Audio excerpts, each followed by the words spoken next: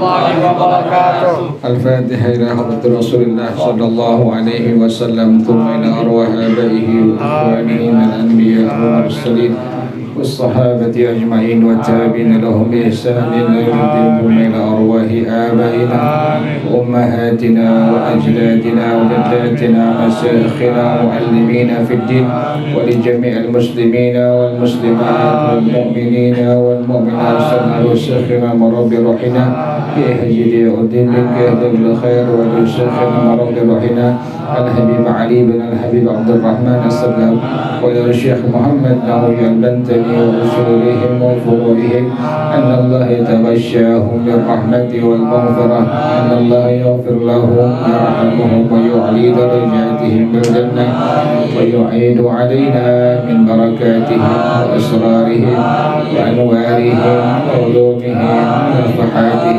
وكراماتهم وإمدادهم في الدين والدنيا والآخرة. الفاتحة إلى هذه النية وعلى كل نية صالحة وإلى حضرة النبي محمد صلى الله عليه وسلم. الفاتحة. أعوذ بالله من الشيطان الرجيم. بسم الله الرحمن الرحيم.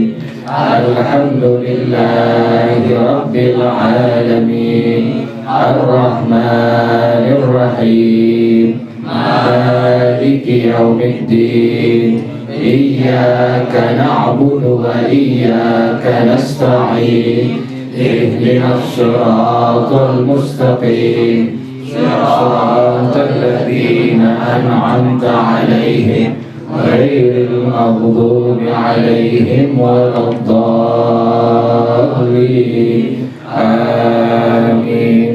اللهم صل وسلم على سيدنا محمد الفاتح لما أغلق الخاتم لما سبق الناصر الحق بالحق والهادي إلى صراطك المستقيم وعلى آله وصحبه حق قدره ومقداره العظيم. اللهم أخرجنا من ظلمات الوهم وأكرمنا بنور الفهم وافتح علينا بمعرفة العلم وحسن أخلاقنا بالحلم وسهل لنا أبواب فضلك وانشر علينا من خزائن رحمتك يا أرحم الراحمين. بسم الله الرحمن الرحيم. بسم الله الرحمن الرحيم. فإن أطعنكم فيما يراد منهن فلا تبغوا أي لا تطلبوا عليهن سبيلا أي طريقا إلى ضربهن ظلما واجعلوا ما كان منهن كأن لم يكن فإن التائب من الذنب كمن لا ذنب له ألا أي تنبهوا إن لكم على نسائكم حقا ولنسائكم عليكم حقا فحقكم عليهن ألا يوطئن فراشكم من تكرهون ولا يأذن في بيوتكم في بيوتكم لمن تكرهون لمن تكرهن ألا وحقهن حقهن عليكم أن تحسنوا إليهن في كسوتهن وطعامهن روى هذا الحديث الترمذي وابن ماجه وقال صلى الله عليه وسلم حق المرأة على الزوج أي من حقها عليه أن يطعمها إذا طعم ويكسوها إذا اكتسى ولا يضرب الوجه أي عند نشوزها ولا يقبها بتشديد الموحدة مكسورة أي لا يسمعها أي لا يسمعها مكروها ولا يقول رب حق الله ولا يهجر وفي رواية ولا يهجرها إلا في المبيت أي في المضجع عند النشوز أما الهجر في الكلام فإنه حرام إلا لعذر رواه الطبراني والحاكم عن معاوية ابن حيدة بفتح المهملة وقال صلى الله عليه وسلم أيما رجل تزوج امرأة على ما قل من المهر أو كثر ليس في نفسه أي قلبه أن يؤدي إليها حقها فدعها ومات ولم يؤدي إليها حقها لقي الله يوم القيامة وهو زان أي آثم الحديث أي اقرأ الحديث رواه الطبراني وقال صلى الله عليه وسلم إن من أكمل المؤمنين إيمانا أحسنهم خلقا بفعل الفضائل وترك الرذائل وألطفهم أي أرفقهم وأبرهم بأهله أي من نسائه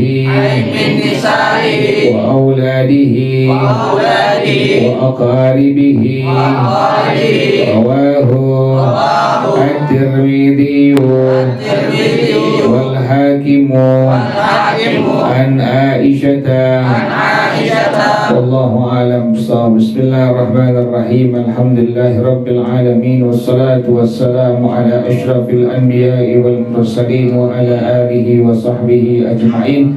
قال الشيخ الإمام المؤلف رحمه الله وأدام النفع به وبركة علومه وبكم في الدارين آمين. قال رضي الله تعالى عنكم.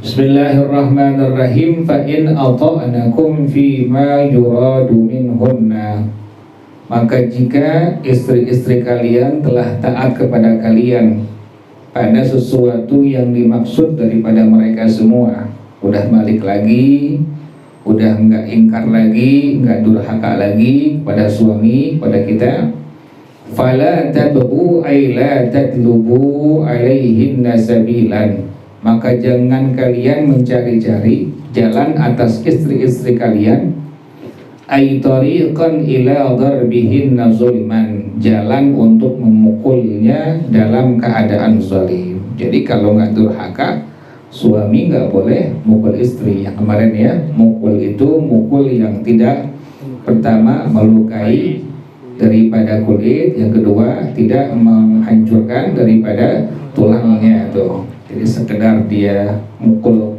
pelan itu menunjukkan suaminya lagi marah terhadap nusyuz atau kedurhakaan dari istrinya. Kalau sudah kembali, sudah taat kepada suaminya, tidak lagi durhaka, maka suami tidak diperbolehkan memukul istri dalam keadaan zalim. Jadi nggak boleh. Jadi nyakitin, mukul tidak diperbolehkan seorang suami. Kemudian yang kedua, waja'alu ma kana minhunna ka'allam yakun.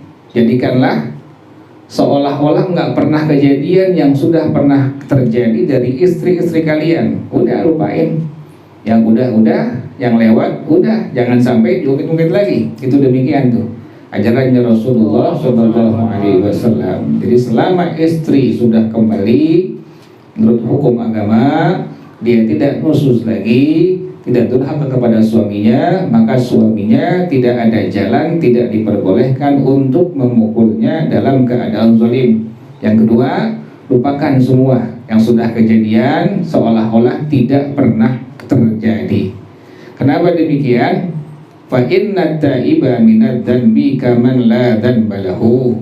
Maka sesungguhnya orang yang tobat dari dosa, maka dia seperti orang yang tidak berbuat dosa. Kan Allah demikian. Allah Maha Pengampun, menerima taubat hambanya. Ada seorang hamba yang kembali kepada Allah dengan taubat dan nasuha, Allah sudah anggap ini hamba tidak ada dosanya sama sekali. Nah, demikian dengan seorang suami, apabila dia memiliki istri, sebelumnya dia nusyuz, durhaka kepadanya, kemudian sudah kembali taat kepada suaminya, maka tadi yang pertama, suaminya tidak boleh memukul istrinya dalam keadaan zalim. Yang kedua, seolah-olah semua tidak pernah kejadian. Maka sungguhnya orang yang tobat dari dosanya seperti orang yang tidak ada apanya, tidak ada dosanya sama sekali. Ala aitanabbahu, perhatikan oleh kalian semua. Innalakum ala nisaikum haqqan, sesungguhnya bagi kalian atas istri-istri kalian ada haknya. Berarti ini merupakan kewajiban seorang suami. Kalau dibilang hak istri, berarti merupakan kewajiban seorang suami. Walinisaikum alaikum haqqan, juga seorang suami punya hak, berarti kewajiban istri itu demikian. Jadi kalau dibilang haknya istri, berarti kewajiban suami. Kalau dibilang haknya suami, berarti kewajiban istri itu demikian. Jadi masing-masing ada hak-haknya. Si istri ada haknya, berarti kewajiban suami. Suami ada haknya, berarti kewajiban istri. Jadi saling.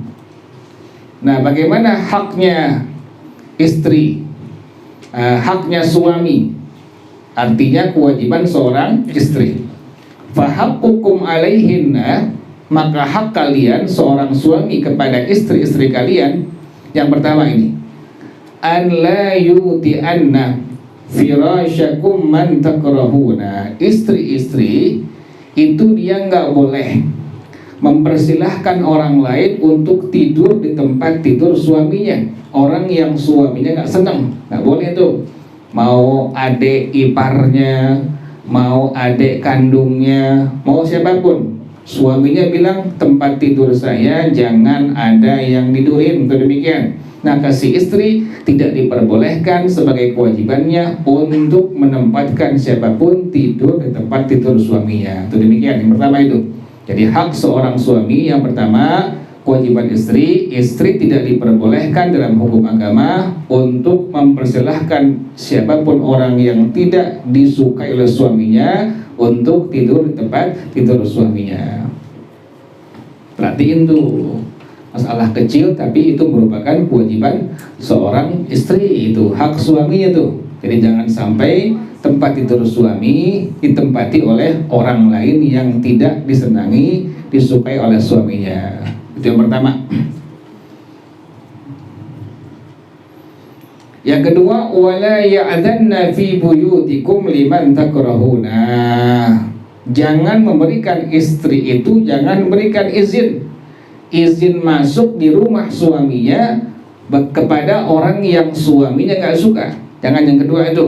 Jadi yang pertama, si istri kewajibannya tidak boleh menempatkan orang lain untuk tidur di tempat tidur suaminya.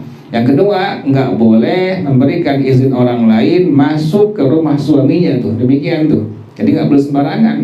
Misalnya ada assalamualaikum, suaminya nggak ada, jangan dikasih apa? Jangan kasih masuk, nggak boleh tuh. Itu merupakan kewajiban seorang istri. Jadi nggak boleh tuh istri mempersilahkan tamu dari suaminya untuk masuk ke rumahnya. Itu demikian. Perhatiin perempuan tuh. Jadi istri-istri perhatikan tuh, yang pertama tidak diperbolehkan menempatkan orang lain untuk tidur di tempat suaminya. Siapapun orangnya tidak diperbolehkan. Yang kedua, istri-istri tidak diperbolehkan mengizinkan orang lain masuk ke rumah suaminya. Jawab salam boleh nggak? Wajib hukumnya itu. Ada tamu bersalam, assalamualaikum, wajib menjawab salamnya, waalaikumsalam. Tapi jangan dipersilahkan apa? Masuk. Jangan dipersilahkan masuk. Itu merupakan kewajiban daripada seorang istri. Jelas ya? Kemudian yang kedua, sekarang haknya istri, berarti kewajiban suami. Ala wa haqquhunna alaikum an tuhsinu ilaihinna fi kiswatihinna wa ta'amihinna. Ketahuilah, kata Rasulullah sallallahu alaihi wasallam, hak daripada istri-istri kalian, berarti kewajiban suami adalah an tuhsinu ilaihinna fi kiswatihinna wa ta'amihinna. Yang pertama, perbaiki baju yang dipakai oleh istri-istri kalian. Yang kedua, makanannya tuh, perhatiin tuh. Suami perhatiin baju istri, makanan istri, itu merupakan kewajiban siapa? Suami. Kewajiban suami. Rawah hadzal hadits at-Tirmidzi wa Ibnu Majah. Ini hadis riwayat daripada Al-Imam At-Tirmidzi dan Al-Imam Ibnu Majah radhiyallahu anhuma. Jelas ya? Jadi suami jangan sampai nggak perhatiin bajunya istri, juga makanan yang dimakan oleh istri-istrinya, karena itu merupakan kewajiban daripada seorang suami. Kemudian hadis yang kedua, waqala sallallahu alaihi wasallam, bersabda Rasulullah sallallahu alaihi wasallam, haqqul mar'ati 'ala zawji ay min haqqiha 'alaihi. Hak daripada istri kepada suami, berarti kewajiban siapa ini? Kewajiban suami. Kewajiban suami yang pertama, an yut'imaha idza ta'ima. Suami memberikan makan kepada istrinya apabila dia makan. Makanya suami mau makan di mana, ingat siapa? Ingat istri itu. Demikian. Apa yang suaminya makan, istrinya kudu makan. Itu demikian. Makanya ada kewajiban tuh, kewajiban suami tuh. Kalau kita makan di mana-mana, ingat bini kita, mana kita itu, bungkusin, langsung bungkus. Kita ingat bini kita. Karena yang kita makan, istri juga mesti apa? Mesti makan. Agak berat tuh, makanya tuh. Suami demikian. Apapun yang dia makan, maka kewajibannya juga harus dimakan oleh istrinya. Karena haknya istri berarti kewajiban suami. An yut'imaha idza ta'ima. Suami berikan makan apabila dia makan. Jadi orang dulu biar hadir di tempat-tempat peringatan Maulid misalnya tuh ada nasi kebuli dibungkus tuh buat siapa tuh? Buat istrinya tuh.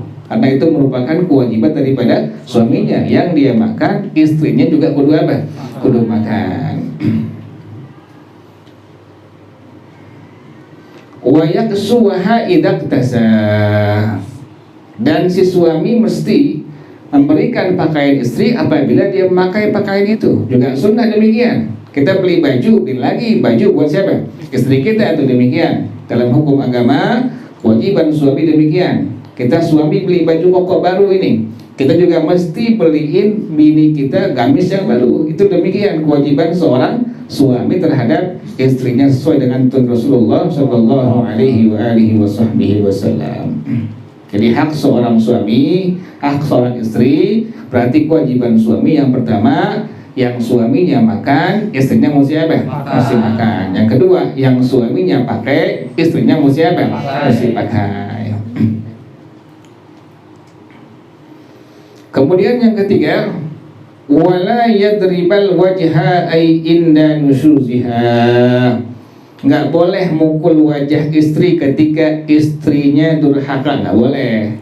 Pukulnya kemarin ya, pukulnya pelan banget, di tangan aja udah, kayak begini doang tuh gitu doang udah. Ini menunjukkan suaminya marah, istrinya dalam keadaan nusyuz durhaka kepada suaminya.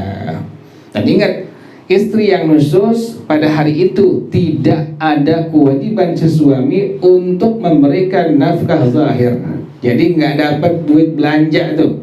Jadi bini yang dia nusyuz kepada suaminya, durhaka kepada suaminya satu hari misalnya, maka hari itu suaminya tidak ada kewajiban untuk ngasih apa?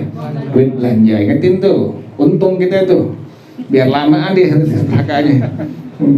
Biar lamaan nusyuznya itu. Jadi selama dia nusyuz, selama dia durhaka pada suaminya, maka suami tidak ada kewajiban untuk memberikan uang belanja atau nafkah zahir kepada istrinya. Makanya bini nggak boleh apa itu? Nggak boleh nusyuz, nggak boleh ingkar, nggak boleh durhaka kepada suaminya. Jadi kewajiban suami yang ketiga, nggak boleh mukul istri pada bagian apa tadi? Bagian wajahnya. Ini kan jelek ya. Yang keempat, wala yuqabbiha bitasydidil muwahhadati maqsuratan ay la yusmi'aha makruhan. Jangan memperdengarkan sesuatu yang enggak disenangi oleh istrinya. Enggak boleh tuh, enggak boleh. Manggil istrinya yang bagus, yang kemarinnya yang baik ya. Enggak boleh maaf, manggilnya maaf anjing misalnya, enggak boleh tuh. Ini dipanggil anjing, dipanggil babi, dipanggil bangsat, nggak boleh tuh. Itu nggak boleh, dilarang oleh baginda Rasulullah Shallallahu Alaihi Wasallam. Jadi nggak boleh manggil istri sesuatu yang tidak disenangi oleh istri. Gendut nggak boleh kayak begitu.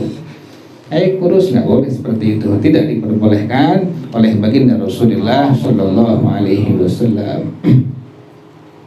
Wala yakun qabbahakillahu, dan jangan mengatakan kepada istri qabbahakillahu, semoga Allah memperburuk keadaan engkau. Tidak diperbolehkan seperti itu. Jangan nyumpain bini kita, tidak diperbolehkan dalam hukum agama. Jadi yang pertama, kewajiban daripada suami memberikan makan istri apabila dia makan. Yang kedua, memberikan pakaian apabila dia memakai pakaian. Yang ketiga, tidak boleh memukul wajah istri ketika istrinya durhaka atau nusyuz. Yang keempat, tidak boleh memperdengarkan sesuatu yang tidak disenangi oleh istrinya. Yang kelima, nggak boleh mengatakan dengan kalimat doa, semoga Allah memperburuk keadaan engkau. Suami berat tuh, nggak boleh sembarangan makanya tuh memperlakukan istri sebaik-baiknya tuh, dimuliakan istri kita, jangan dihinakan. Kemudian yang keenam, wala yahjura wa fi riwayatin wala yahjuraha illa fil mabiti ay fil madja'i indan nusyuzi. Tidak boleh meninggalkan istri pada waktu istrinya nusyuz durhaka, kecuali hanya pada tempat tidurnya saja. Bagaimana kalau nggak ngomong? istrinya nusus, istrinya durhaka, kemudian dia nggak ngomong, bagaimana hukumnya? Ammal hajru fil kalami fa innahu haramun. Adapun suaminya apabila dia nggak bicara pada waktu istrinya nusus, maka sungguhnya hukumnya haram, nggak boleh itu. Jadi tetap bicara, tetap ngobrol, tapi cuma tidak apa? Tidak satu tempat apa? Tempat tidur. Istri kita durhaka misalnya, nggak boleh keluar rumah, dia keluar rumah, berarti kan nusus tuh. Ingetin tuh, hari itu dia nggak dapat jatah duit apa? Duit belanja tuh, demikian. Kemudian suaminya malamnya, siangnya, paginya jangan satu tempat tidur kepada istrinya tuh, demikian. Tapi kalau tetap bicara tetap apa? Tetap bicara, tetap ngomong tuh, tidak diperbolehkan, tidak bicara, tidak ngomong pada istrinya yang musuh tuh, demikian. Jadi tidak diperbolehkan dalam hukum agama, sedangkan jelek nih. Dalam hukum agama tidak diperbolehkan si suami itu dia tidak bicara selama istrinya nusyuz. Illa li udrin, kecuali karena udzur. Rawahu Tabarani wal Hakimu an Muawiyah bin Haidah bi fathil muhmalati. Jadi yang pertama tadi kewajiban suami apabila dia makan, maka dia mesti memberikan makan istrinya. Yang kedua, apabila dia memakai pakaian, mesti memakai kepada istrinya. Yang ketiga, tidak boleh memukul. Yang ketiga, yang keempat, tidak boleh memperdengarkan sesuatu tidak disenangi oleh istrinya. Yang kelima, tidak boleh mengatakan dengan kalimat doa semoga Allah memperburuk keadaan engkau. Yang keenam, tidak boleh meninggalkan istri kecuali hanya pada tempat tidurnya saja. Tidak boleh tidak bicara selama istrinya dalam keadaan nusyuz atau durhaka. Kemudian yang ketiga dalilnya, wa qala sallallahu alaihi wasallam, bersabda Rasulullah sallallahu alaihi wasallam, ayyuma rajulin tazawwaja imra'atan ala ma qalla minal mahri aw kathura laisa fi nafsihi ay qalbihi an yuaddiya ilaiha haqqaha khada'aha. Suami manapun yang menikahi istrinya dengan mas kawin sedikit atau banyak, kemudian di hatinya tidak ada niat untuk membayarnya. Kan boleh, mas kawin utang kan boleh. Saya nikahkan fulanah binti fulan dengan mas kawin dibayar hutang, boleh, nggak masalah. Dengan mas kawin 10 gram dibayar hutang, diperbolehkan demikian. Jadi boleh tunai, boleh juga apa? Hutang. Saya terima nikahnya fulanah binti fulan dengan mas kawin 10 gram dibayar hutang, diperbolehkan demikian. Bayar ngutang, kemudian ini suami ada niatan untuk tidak apa? Untuk nggak bayar, khada'aha, maka suami tersebut telah menipu istrinya. Famata, sampai meninggal dunia dia nggak bayar hutang mas kawinnya kepada istrinya, mau sedikit mau banyak. Walam yuaddi ilaiha haqqaha. Bagaimana? Kata Rasulullah sallallahu alaihi wasallam, laqiyallaha yaumal qiyamati wa huwa zanin ay athimun. Nanti suami yang seperti itu akan berjumpa dengan Allah dalam keadaan berdosa kepada Allah Subhanahu wa taala. Maka tidak diperbolehkan seorang suami demikian, sudah mas kawin yang dibayar hutang, kemudian ada niat untuk apa? Untuk tidak membayarnya. Speaker jelek speakernya. Al-hadits ikra'il hadits rawahu Tabarani. Ini hadis riwayat daripada Al-Imam At-Tabarani radhiyallahu anhu. Wa qala sallallahu alaihi wasallam, bersabda Rasulullah sallallahu alaihi wasallam. Besok kalau ini pakai yang pakai punya musola yang jelek gini, capek ngajar begini. Atau speaker enggak ada speaker. Wa qala sallallahu alaihi wasallam, bersabda Rasulullah sallallahu alaihi wasallam, inna min akmalil mu'minina imanan ahsanahum khuluqan bi fi'lil fadaili wa tarkir radaili. Kata Rasulullah sallallahu alaihi wasallam, sesungguhnya di antara mukmin yang paling sempurna adalah imannya ahsanahum khuluqan, seorang mukmin yang paling bagus akhlaknya dengan cara apa? Bi fi'lil fadaili wa tarkir radaili, dengan mengerjakan yang ada keutamaannya dan meninggalkan yang ada kehinaannya. Wallahu a'lam bishawab. Al-Fatihah. Bismillahirrahmanirrahim. Alhamdulillahirabbil alamin. Arrahmanirrahim.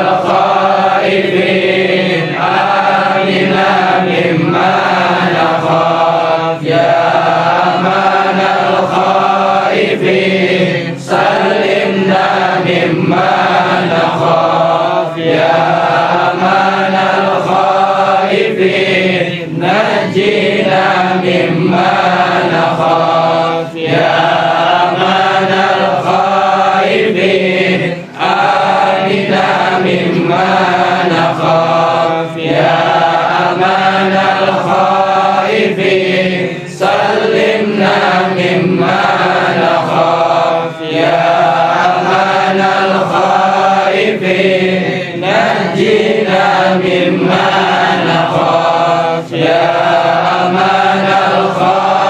الخائفين آمنا مما نخاف يا أمان الخائفين سلمنا مما نخاف يا أمان الخائفين نجينا مما نخاف سألت الله بارينا يبلغنا أمانينا سألت الله بارينا يبلغنا أمانينا ويلهم مننا الأقدار بجاه المصطفى المختار ويلهم مننا الأقدار بجاه المصطفى المختار بجاه المصطفى المختار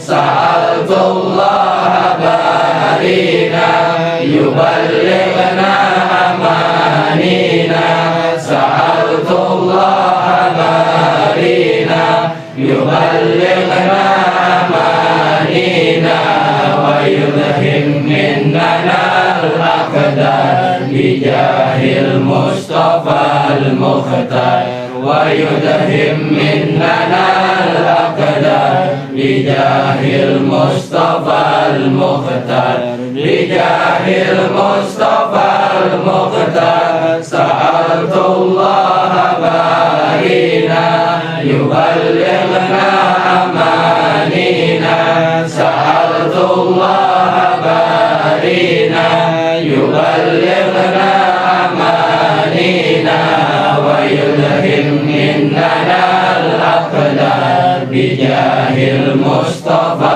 المختار ويلهم مننا الأقدار بجاه المصطفى المختار بجاه المصطفى المختار اللهم إني استودعتك ما قرأت وما سمعت فارده إلي عند حاجتي إليه وصلى الله على سيدنا محمد وعلى آله وصحبه وسلم والحمد لله رب العالمين سبحانك اللهم وبحمدك أشهد أن لا إله إلا أنت أستغفرك وأتوب إليك الحمد لله على نعم الله الحمد لله على بركات الله الحمد لله حمدا يوافي نعمه ويكافئ مزيده والحمد لله رب العالمين يا رسول الله سلام عليك يا رفيع الشان والدرج يا رسول الله سلام عليك يا رفيع الشان والدرج يا رسول الله سلام عليك يا رفيع الشان والدرج اللهم صل وسلم وبارك عليه وعلى آله. السلام عليكم ورحمة الله وبركاته.